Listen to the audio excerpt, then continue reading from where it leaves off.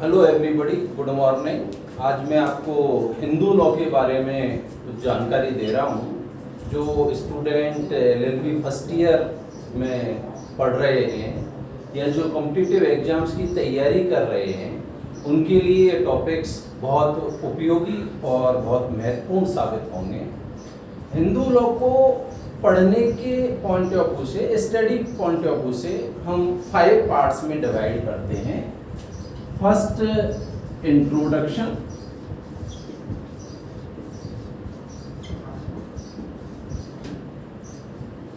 Second, Hindu marriage act.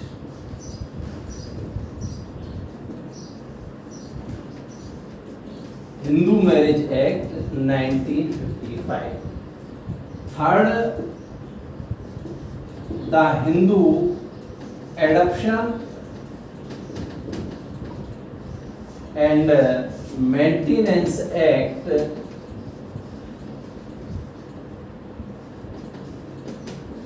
1956.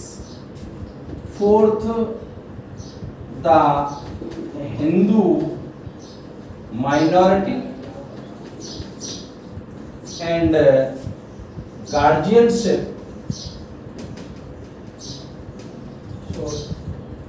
Act 1956 and fifth है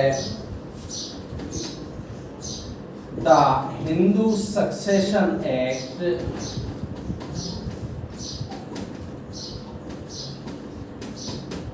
1956। 5 parts में हम डिवाइड करते हैं क्योंकि 1955 में हिंदू लॉ का कॉडिफिकेशन हो गया था और 1955 में हमारे पास द हिंदू मैरिज एक्ट 1955 आ गया और उसके बाद 3 एक्ट हमारे पास, Hindu adoption and maintenance act 1956, Hindu minority and guardianship act 1956, Hindu succession act, Hindu उत्तराधिकार अधिनियम 1956। तो इस तरीके से हिंदू लॉ का लगभग 80% पार्ट आज की डेट में कॉडिफाइड है और ये 4 एक्ट हमारे पास हैं। और शुरुआत का जो टॉपिक है हमारा वो इंट्रोडक्शन का है। तो सबसे पहले हम लेते हैं इंट्रोडक्शन में हम क्या लेंगे। देखिए, जब भी किसी सब्जेक्ट को पढ़ते हैं तो उससे पहले उसके बारे में कि हिंदू लॉ क्या है, हिंदू कौन है, हिंदू लॉ किन लोगों पर एप्लीकेबल होगा, आज की डेट में जो एक्ट हमारे पास हैं इनके सोर्सेज क्या हैं। तो इस पर्पस से इंट्रोडक्शन में हम first, what is Hindu law,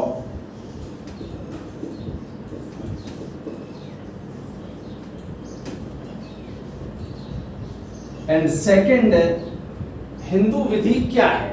first, Hindu विधि क्या है। सेकंड जो इसका पार्ट है, who is Hindu, and application of the Hindu law.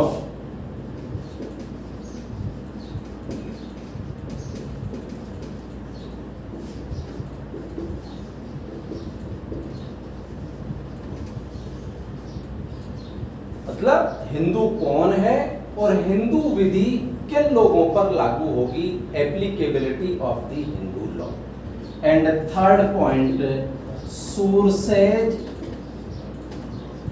Of the Hindu law. Hindu विधि के स्रोत क्या है। जो लोग एलएलबी फर्स्ट ईयर की एग्जाम दे रहे हैं उनको यहाँ से लगभग एक क्वेश्चन मिलता है, वो किसी भी रूप में हो सकता है। Sources of the Hindu law, what is Hindu law, who is Hindu, and applicability of the Hindu law. Hindu कौन है, हिंदू विधि किन लोगों पर लागू होती है, हिंदू विधि के स्रोत क्या हैं। तो इन 3 पॉइंट्स में सबसे पहले हम देखते हैं व्हाट इज हिंदू लॉ। देखिए, जब भी किसी कंट्री में, किसी स्टेट में कोई लॉ अप्लाई होता है तो एप्लीकेबिलिटी ऑफ द लॉ के अकॉर्डिंग लॉ 2 प्रकार का होता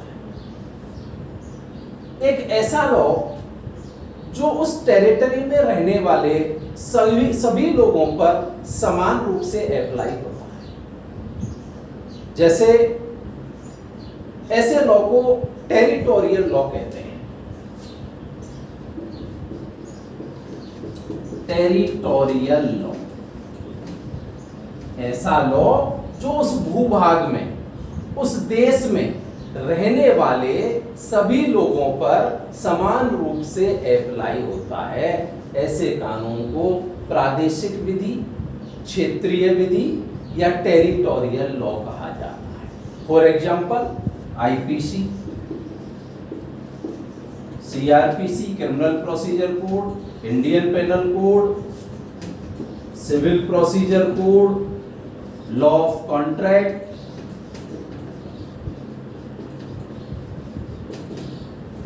transfer of property act, company law, ये सभी लोगों पर, एक निश्चित टेरिटरी में रहने वाले लोगों पर, जैसे हम हमारे भारत देश या इंडिया के बारे में कहें तो ये टेरिटोरियल लॉ है। ये सभी लोगों पर समान रूप से अप्लाई होते हैं, चाहे वो किसी भी जाति के हों, किसी कम्युनिटी के हों, किसी भी रिलीजन के हों। तो ऐसे लॉज को हम टेरिटोरियल लॉ कहते हैं।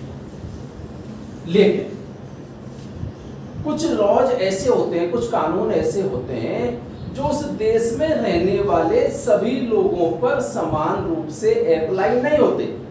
वो एक निश्चित कम्युनिटी को फॉलो करने वाले लोगों पर अप्लाई होते हैं, वो एक निश्चित रिलीजन को फॉलो करने वाले लोगों पर अप्लाई होते हैं, और ऐसे कानून को हम पर्सनल लॉ कहते हैं।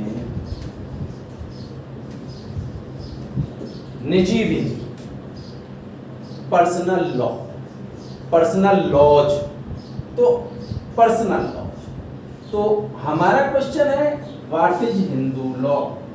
तो हिंदू लॉ जो है वो एक पर्टिकुलर कम्युनिटी के लोगों पर अप्लाई होता है, एक पर्टिकुलर रिलीजन को फॉलो करने वाले लोगों पर अप्लाई होता है।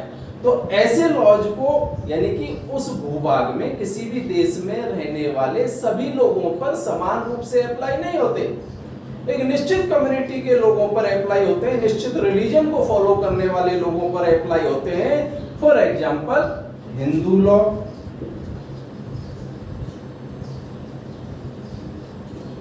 मुस्लिम law, these are personal laws. Hindu law, Muslim law, Christian law, Parsians laws and Jewish law. तो इस तरीके से Hindu law, what is Hindu law? Answer is Hindu law is a personal law. तो ये चीज हमारी क्लियर हो गई कि what is Hindu law. Hindu विधि क्या है? हिंदू विधि एक पर्सनल लॉ है, एक निजी विधि है, ये केवल हिंदूज पर एप्लीकेबल हो। अब हमारा जो सेकंड क्वेश्चन है इसी में,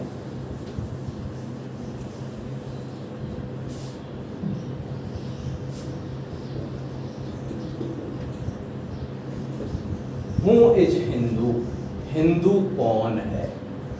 देखिए इन प्रेजेंट, वर्तमान में अगर कोई ये कहे कि भाई हिंदू कौन है, तो इसका आंसर देना बड़ा मुश्किल है। और इस सेंस में यदि हम देखें कि हिंदू कौन है, इसका आंसर दो तरीके से दिया जा सकता है।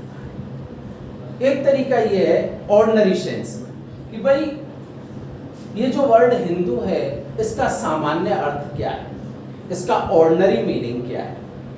और दूसरा, ये जो हमने एक्ट्स बनाए हैं, हिंदू विवाह अधिनियम 1955, हिंदू दत्तक ग्रहण एवं भरण पोषण अधिनियम 1956, हिंदू आवश्यकता एवं संरक्षकता अधिनियम 1956, हिंदू उत्तराधिकार अधिनियम, हिंदू सक्सेशन एक्ट 1956, ये चारों एक्ट किस हिंदू पर अप्लाई होंगे? दूसरा, हमें उस तरीके से इसका आंसर देखना है कि ये चार एक्ट जो हमारी संसद ने बनाए हैं, विधानमंडल ने बनाए हैं, ये किस हिंदू पर एप्लीकेबल होंगे। तो इसका एक हु इज हिंदू, हिंदू कौन है, इसका सबसे पहले हम ये देखें कि इसका ऑर्डिनरी मीनिंग क्या है। इसका सामान्य अर्थ क्या है, इस शब्द का नेचुरल मीनिंग क्या है। तो देखिए, ये हमारे टॉपिक का इतना ज़्यादा पार्ट कवर नहीं कर रहा है, लेकिन फिर भी थोड़ा सी जानकारी हमें होनी चाहिए। यदि हिंदू शब्द के बारे में देखा जाए तो द टर्म हिंदू हैड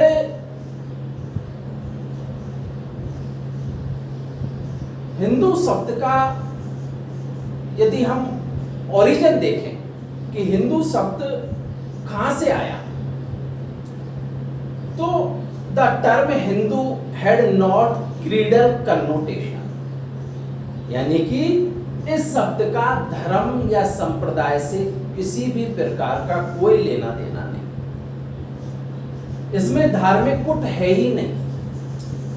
ये वर्ड क्रीडलेस है, यानी कि धर्म से इसका किसी भी प्रकार का कोई लेना देना नहीं। It had territorial significance, territorial significance, territorial significance मतलब इस शब्द में एक प्रादेशिकवाद है। इस शब्द में ये जो शब्द है एक क्षेत्रीयता को इंडिकेट कर रहा है। टेरिटोरियल सिग्निफिकेंस, प्रादेशिकवाद, नेशनलिज्म, यानी कि अगर हम देखें कि जब हमारा देश आजाद हो गया, उससे पहले हमारी कंट्री को हिंदुस्तान के नाम से जाना जाता है। तो हिंदुस्तान में रहने वाले लोग हिंदू, भाई जैसे जापान में रहने वाले लोग जापानीज, रशिया में रहने वाले लोग रशियंस, अमेरिका में रहने वाले लोग अमेरिकन्स, उसी तरीके से हिंदुस्तान में रहने वाले लोग हिंदू कहलाते थे। एक दूसरी मान्यता यह है कि जब ग्रीक यूनानी हमारे यहाँ आए तो इंडस वैली के आसपास जो भी लोग रहते थे, सिंधु घाटी सभ्यता के आसपास जो भी लोग रहते थे, इन लोगों को वो इंडोई बोला करते थे। इसके बाद जैसे पारसी आए, तो पारसी, क्योंकि उससे पहले जो सिंधु घाटी सभ्यता थी उसके चारों तरफ आसपास जो भी लोग रहते थे उन सभी को सिंधु के नाम से पुकारा जाता था, लेकिन पार्सियंस साको हा बोला करते थे, तो वो सिंधु को क्या बोलने लग गए, हिंदू। तो एक दूसरी मान्यता ये है कि इस वर्ड का ओरिजिन इस तरीके से हुआ, यानी कि inhabitant of the Indus valley, Sindhu घाटी सभ्यता के आसपास जो भी लोग रेजाइड करते थे, निवास करते थे, उन सभी लोगों को हिंदू कहा जाता था।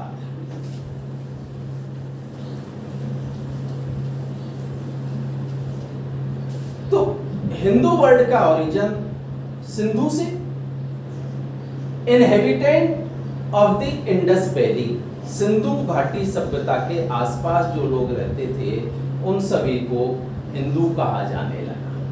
फिर एक, यदि हम ऑनरेबल सुप्रीम कोर्ट की बात करें कि सुप्रीम कोर्ट का, ऑनरेबल सुप्रीम कोर्ट का द वर्ड हिंदू या हिंदुत्व या हिंदुज्म, इस पर उनका क्या नजरिया है, तो इस सेंस में हम सुप्रीम कोर्ट के दो केसेस को कोट करेंगे।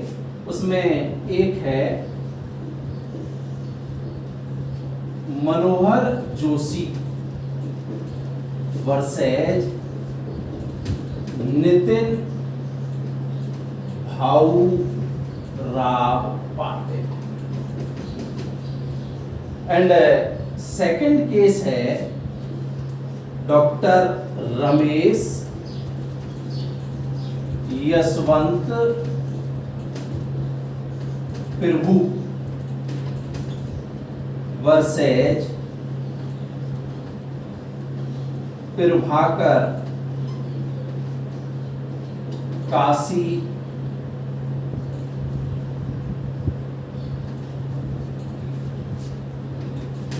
नाथ कुंटे।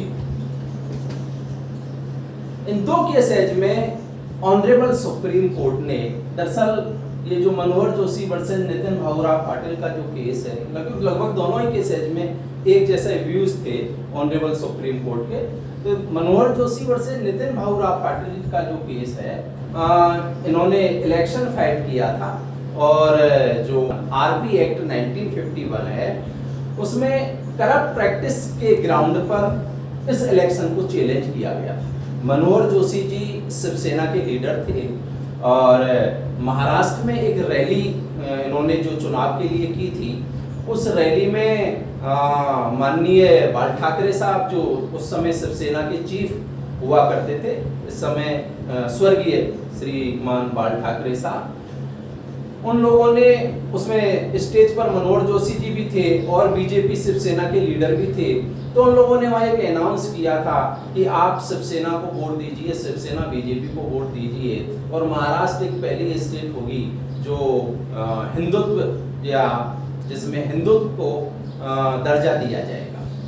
तो इस तरीके का जब इन्होंने घोषणा की, डिक्लेरेशन किया, तो ये जो अगेंस्ट पार्टी थी इन्होंने उसे कोर्ट में चैलेंज किया कि भाई ये करप्ट प्रैक्टिस है, यानी कि ये पीपल्स ऑफ रिप्रेजेंटेटिव एक्ट 1951 का वायलेशन है और इन्होंने धर्म के आधार पर वोट मांगा है, इसलिए इनके इलेक्शन को नल एंड वॉइड डिक्लेयर किया है।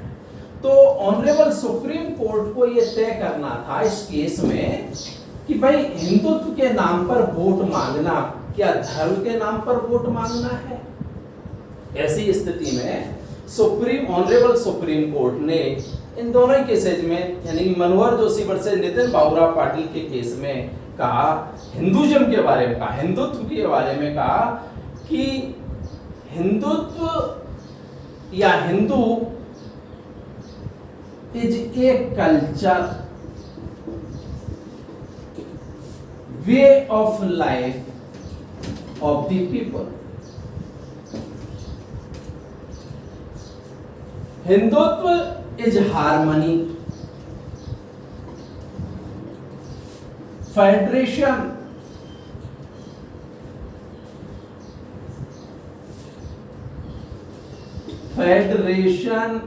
of faith,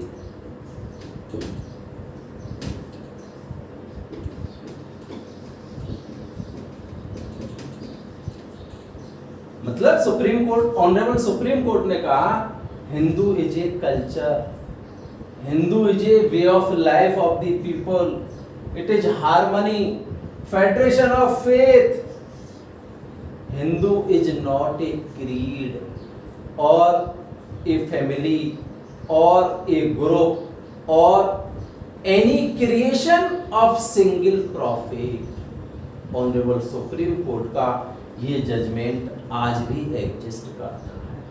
honourable supreme court Hinduism के बारे में कहते हैं कि भाई हिंदुइज्म तो एक कल्चर है, एक संस्कृति है, एक जीवन शैली है, हार्मनी है, विचारों का पुंज है, फेडरेशन ऑफ फेथ, ये कोई धर्म नहीं है, नॉट ए क्रीड, और किसी सिंगल प्रॉफिट में बिलीव नहीं करता, इसलिए हिंदुत्व तो यहाँ के कड़कड़ में शामिल है।